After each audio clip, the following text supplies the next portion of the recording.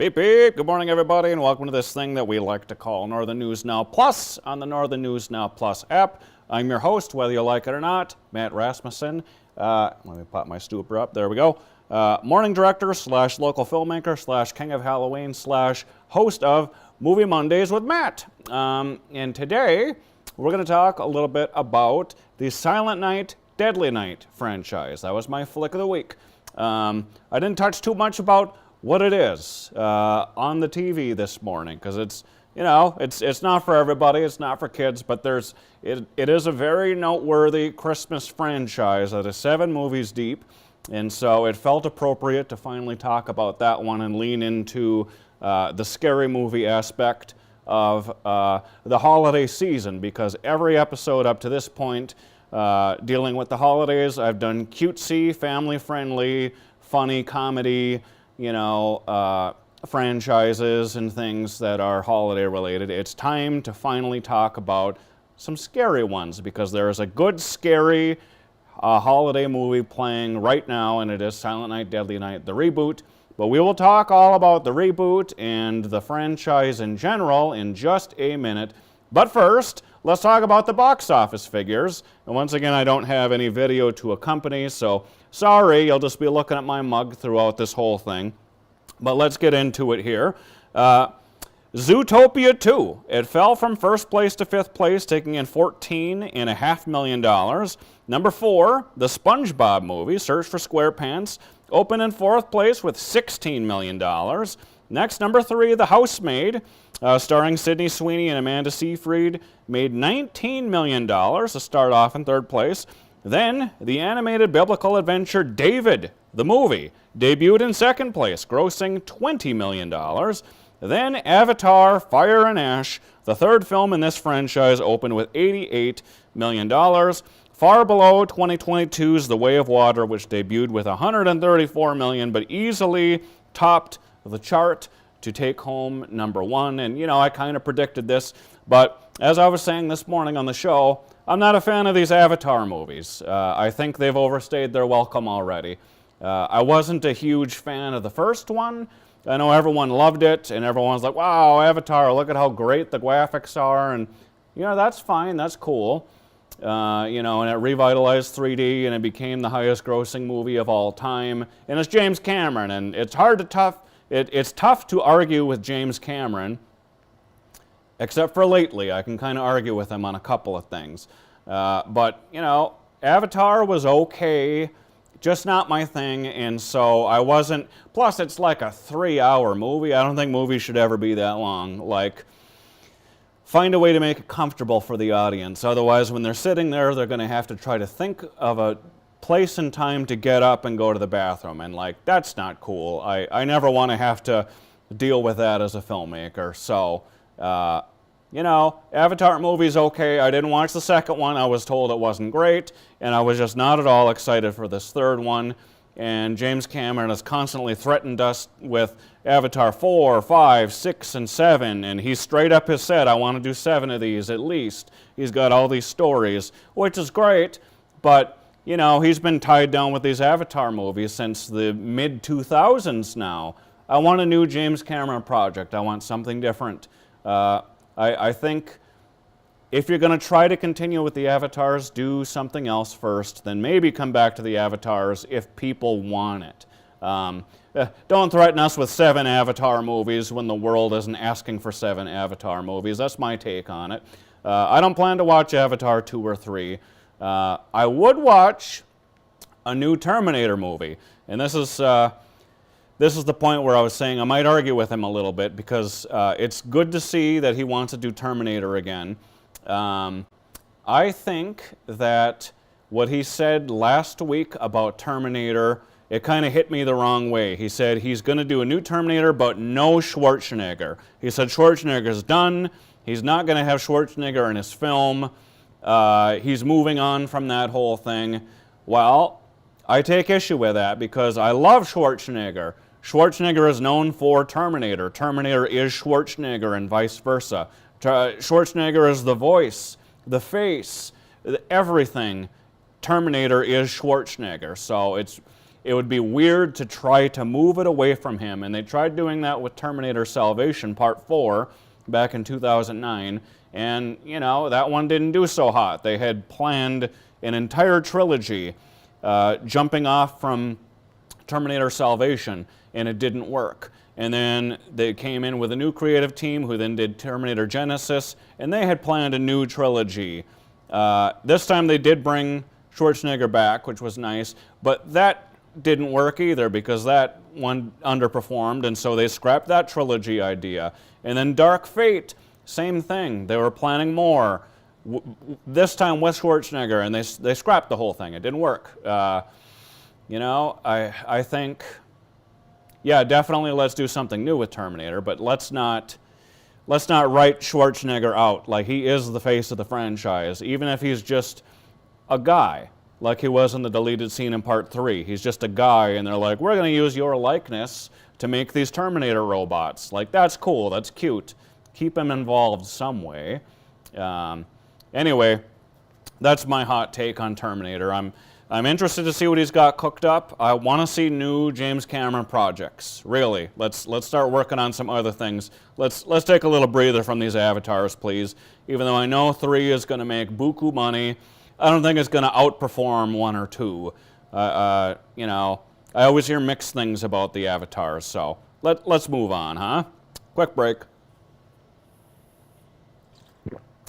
Okay, I'm back. So let's talk now about Silent Night, Deadly Night. Now, it did not make the top 5, but it did open like last week, and I went to go see it opening night, and I was excited for this because I love Silent Night, Deadly Night in certain ways. Like, honestly, it's a bad franchise. It's not good.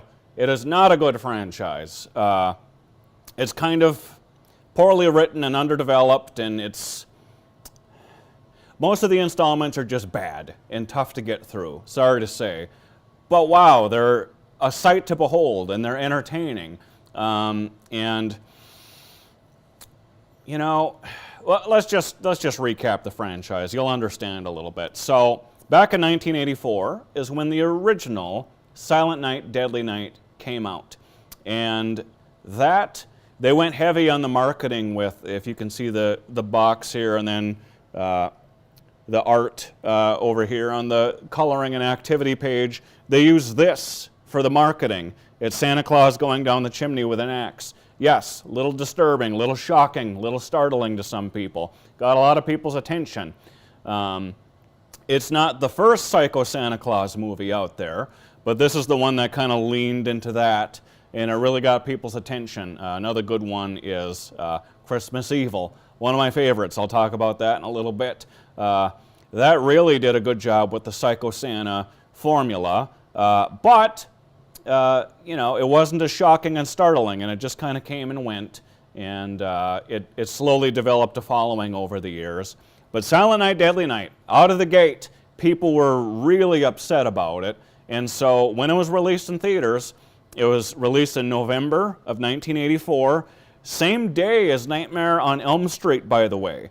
And they thought that this movie would do so well, it would outgross Freddy Krueger's first film. They thought between those two battling, Freddy Krueger would be number 2. What happened is all the controversy that got stirred up because, you know, this didn't sit well with a lot of parents, and it was out in Milwaukee that all this started boiling over. They started protesting outside of theaters, trying to get it pulled from theaters, trying to get it banned. And it took a while, but all that hubbub did eventually get the film pulled. So it had a very short span. Who knows how much it would have made. I really don't think it would have outperformed Freddy Krueger because, of course, Freddy's just the better film, the better franchise in general. And so, yeah, it got pulled, and that could have just been the end of it. But all that hubbub and unnecessary attention really shined a spotlight on this one movie, and suddenly it became one of the most highly anticipated videos, that was coming out the next year. Everyone wanted to know what all the controversy was about. So it flew off store shelves, for sale, rental, all that. It quickly became a cult classic just due to all that stuff. So had there not been so much crazy attention, who knows? This could have just been a one and done franchise. But yeah, it came, it was huge, and you know, just to kind of tell you what the story is. Yes, it's a psycho Santa Claus. It's a kid who has trauma associated with Santa Claus because something terrible happened to him and his family on Christmas Eve way back in the day. So he's traumatized by Christmas, any Christmas-related thing, he flies off the handle, and he's taken to an orphanage where they don't care or understand like what he's going through. And every time he like snaps around Christmas time, it's just like, oh, it's behavioral issues.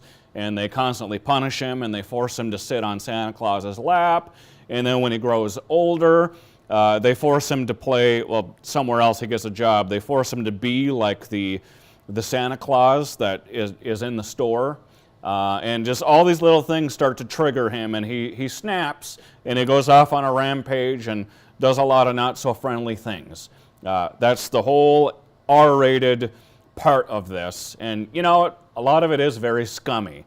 And like Ebert did not like this movie. He absolutely obliterated it on his show.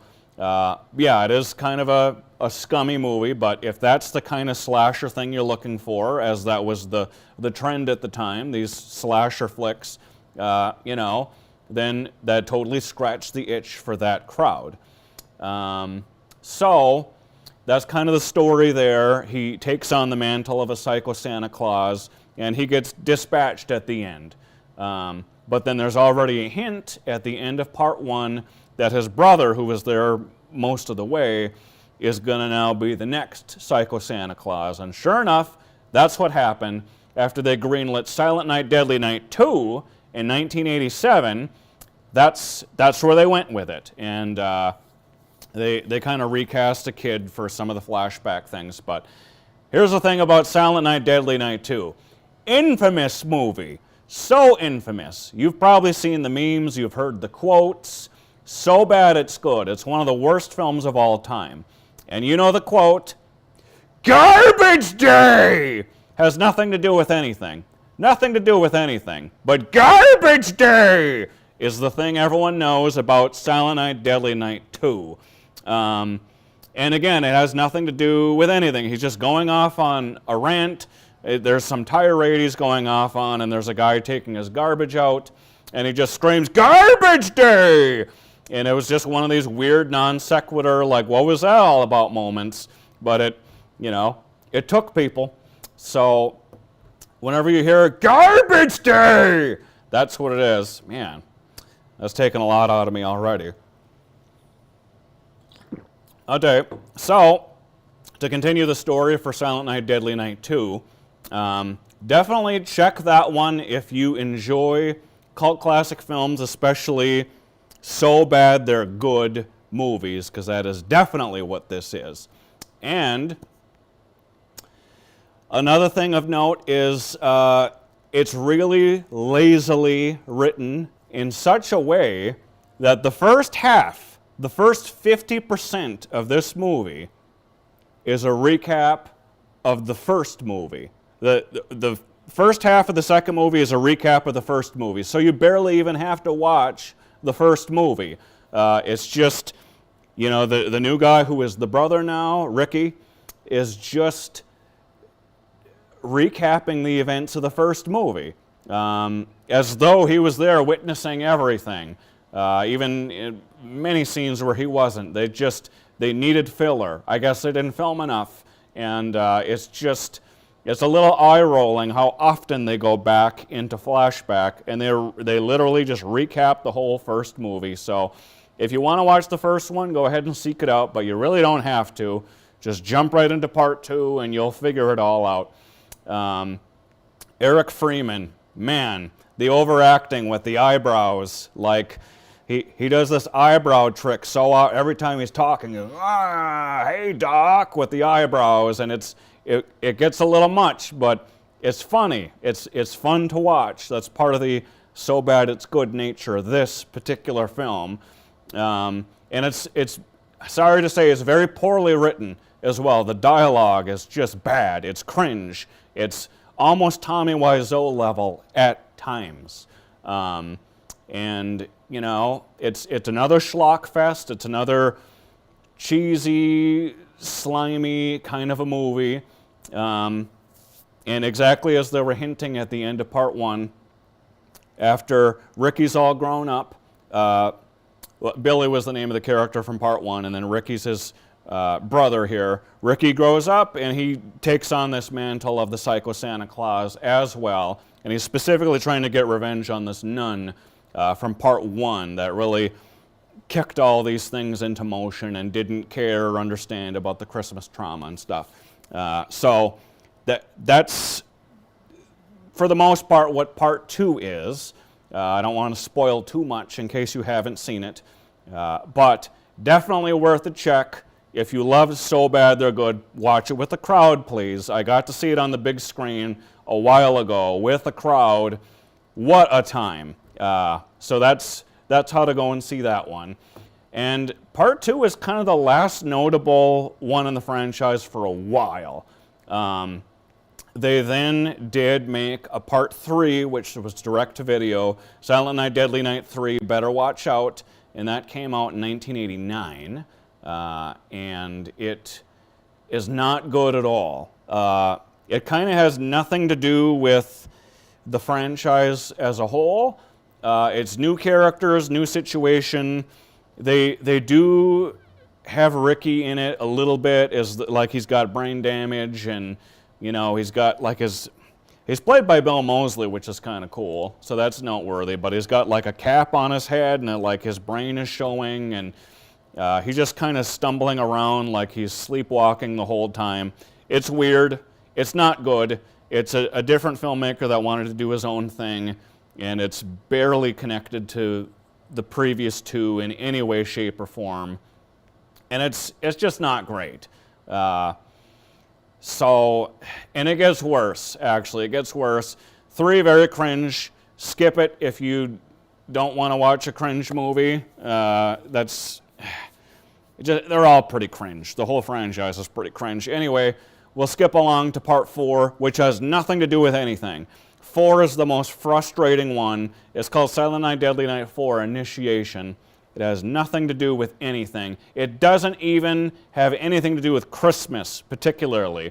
The filmmakers, who again, it was a new team, they went out of their way to make sure there was like no Christmas-related stuff, no Psycho Santa Claus, none of the returning characters.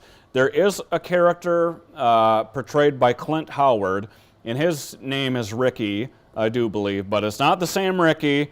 And I wonder if they threw that in to make it confusing. Don't make it confusing. You know, connect it to the rest. This is kind of your Halloween 3 moment, where it's called Halloween 3, but it focuses on a new story, new people, no Michael Myers. That's what this one was. And I don't know, I think the filmmakers thought it was hilarious to make a Christmas horror movie that didn't focus on Christmas. It had nothing to do with anything. Yeah, there's like bugs and there's spaghetti, and it's weird. I can barely even tell you what it's about. I even rewatched it when the Blu-ray set came out, and it's still just so strange and weird and cringe. It's so cringe that my friend who was watching it with me got mad at me. He's like, why? Why and how are we watching this right now? It was that kind of a response. So check that one out if that's the kind of thing you're into, but it has nothing to do with the franchise, so skip it. I don't ever plan to watch it again. It was just, ugh. So that takes us to part 5, which was in 1991, I do believe. 1990, 1991, yes. So that one finally, they got a lot of flack from part 4 for having nothing to do with Christmas. So they leaned heavily into Christmas for part 5. And this one was one I always wanted to watch as a kid. I saw the video box, and the cover just looked terrifying. It's like It's got all these toys on it. It's Silent Night, Deadly Night 5, the toy maker. And there's all these toys on the front that look like they have wicked intent. And it looks really scary. And I was like, that is right up my alley. Because like Chucky was my thing, the scariest thing ever. Like anything that comes to life that shouldn't is terrifying to me. And so, yeah, I was very excited to watch that at some point. Finally got the chance. And they do kind of deliver on the scary Psycho Toys premise. There's not much of a Psycho Santa Claus thing going on. There's a little bit.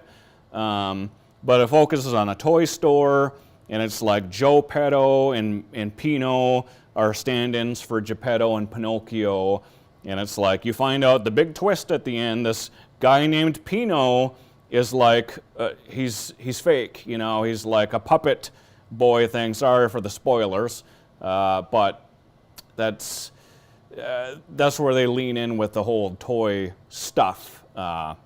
So. That is worth a check, actually. It is bizarre, it's different, it's actually scary. It has some decent acting in it, actually, and some decent production values for once. It feels like they're finally getting the franchise back on track with that one. And another fun thing to note is that Mickey Rooney is in it. Mickey Rooney is the one who's a little bit of a Psycho Santa in this one. He's actually wearing a Santa suit, and he's the one behind all the shenanigans with the Psycho Toys.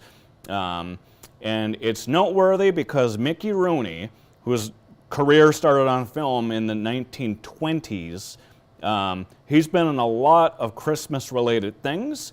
He has done the voice of Santa Claus in many of these Rankin Bass original television specials. Like, you know, there's Rudolph and there's Frosty and all those. That's the Rankin Bass ones, like the best classic ones. But he jumped on board with the original, I believe it was 1970, Santa Claus is Coming to Town. And I leaned into that a bit today on the morning show. Santa Claus is Coming to Town. And yeah, he was the voice of Santa. And he was the voice of Santa kind of ever since in these Rankin Bass classics. He also, he was recruited to do Santa for other projects outside of that. So he was kind of just known as Santa throughout the rest of his career. So it's kind of funny that they use him for this direct-to-video Silent Night, Deadly Night 5, the Toy Maker film. You know, and Mickey Rooney was fine in it. It was kind of interesting to see. So 5 is the only noteworthy sequel where it seemed like they were trying.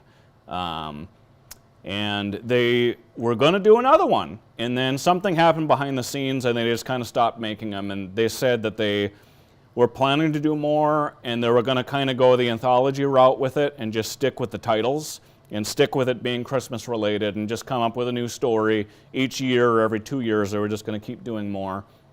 And I kind of would have liked to have seen more, especially because 5 was, you know, the most enjoyable one of, you know, these weird sequels. So nothing then happened with the franchise for a while until 2012. And finally they did make a reboot. Here, take a quick break here. There we go. They did, it was just called Silent Night. And it came out in 2012. And, you know, it was very different. It was very much a product of its time with the extreme, you know, straight-to-video slasher, this and that. You know, it was okay. It was more of a whodunit, but the twist at the end is there's no big reveal of whodunit. It's like, oh, it was just this guy all along that they don't even set up until the very end, really. And, you know, the writing was a little wonky with it, but, you know, it had some moments. It had Malcolm McDowell is in it. He's the guy who was in A Clockwork Orange, and he played Dr. Loomis in the reboots of the Halloween films, the Rob Zombie ones. And he did a good job, and there were some noteworthy cast members in this. But, you know, it was okay. Check it out if you're a completionist, but, you know, don't rush out and see it. And then lastly, this brings us up to speed with number 7 in the franchise, which is again called Silent Night, Deadly Night. So I specifically avoided trailers and whatever with this one because I just wanted to kind of go in surprised. Knowing what the franchise was, knowing it's about a Psycho Santa Claus, and all I knew was the poster. And yes, there's a Psycho Santa Claus right on the poster, so I knew at least that part was going to be delivered upon.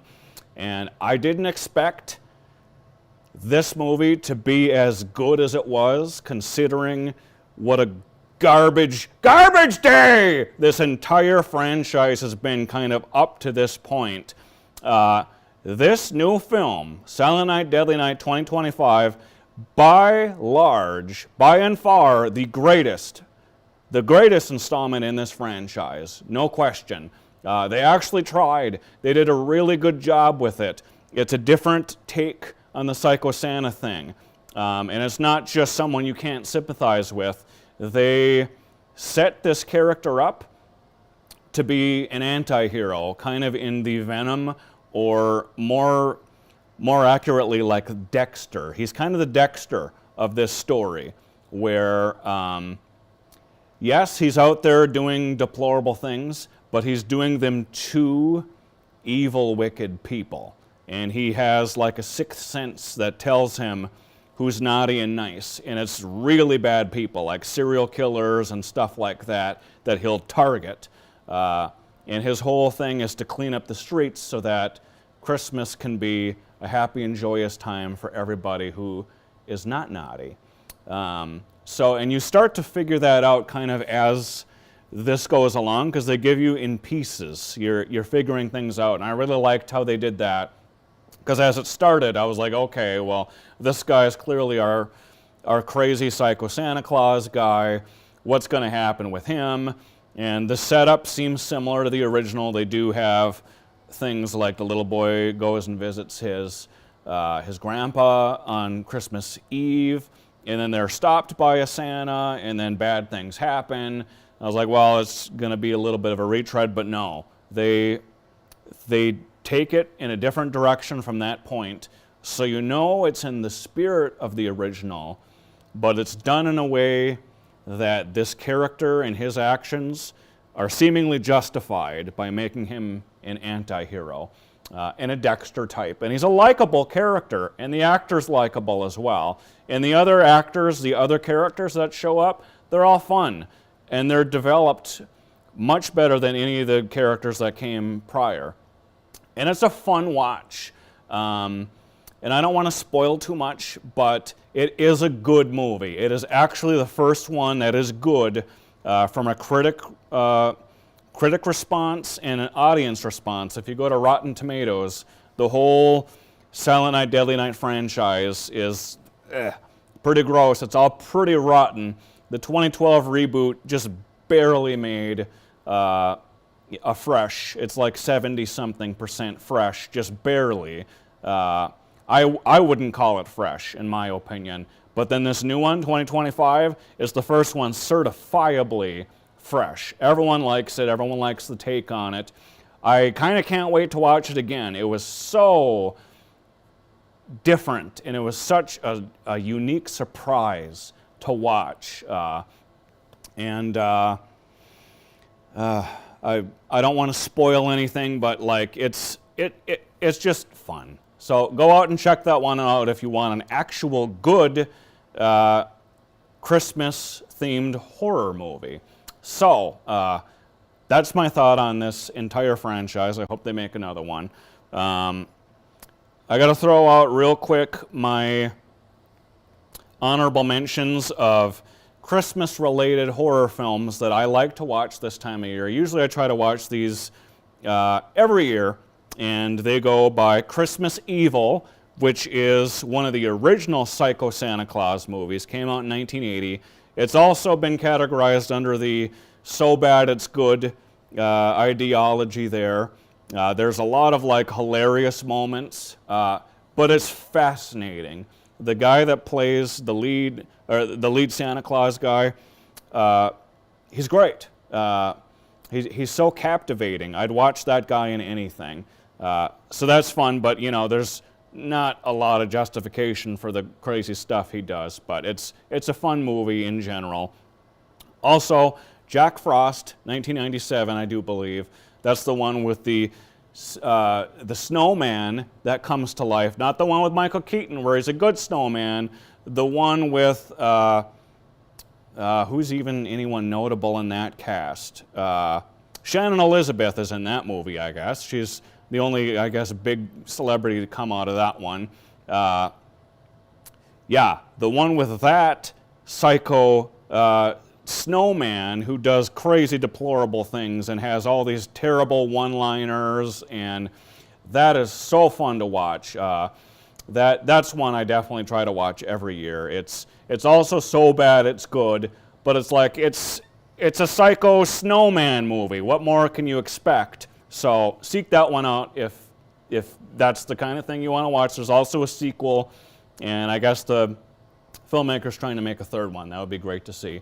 So then there's Krampus, which came out in 2015. We all kind of know Krampus. I knew of the character long before the film came out. That's a fun one. It's from our pal Michael Dougherty, who made the Trick or Treat franchise. So that's always good. And it's in the same universe as Trick or Treat, by the way. There's a little Easter egg in there from Sam. And then lastly, Terrifier 3, which came out last year. That's Christmas themed. Art the Clown, he's doing deplorable things. There's no justification for what he does. It's just fascinating to see how that film came together and how an indie like grassroots campaign blew up to become this gigantic $1 million franchise because the character's so fun to watch, regardless of what he's doing. David Howard Thornton, who was in town here last week, by the way, or the other week, he was filming a new movie here, David Howard Thornton, who plays Art the Clown. So keep an eye out for that. Yeah, just everything David Howard Thornton does is amazing.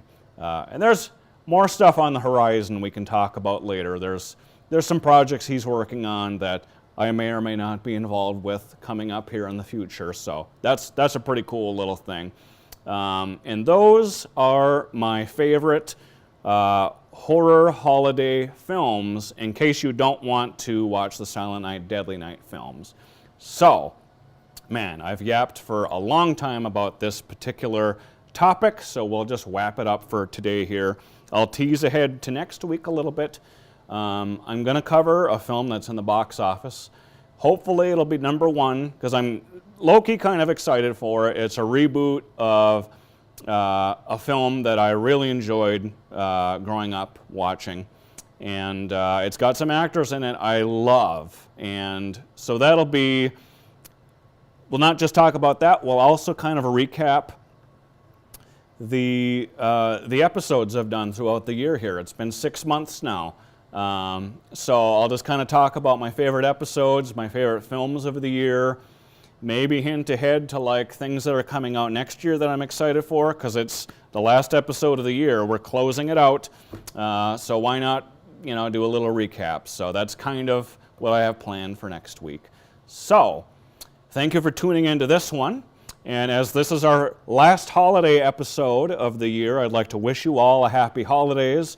No matter what holiday you celebrate, whether it's Christmas, Halloween, Hanukkah, Kwanzaa, Festivus, whatever you choose to celebrate, make it a good one. There's only a few days left before the end of the year here. So happy holidays, one and all. Happy Festivus for the rest of us.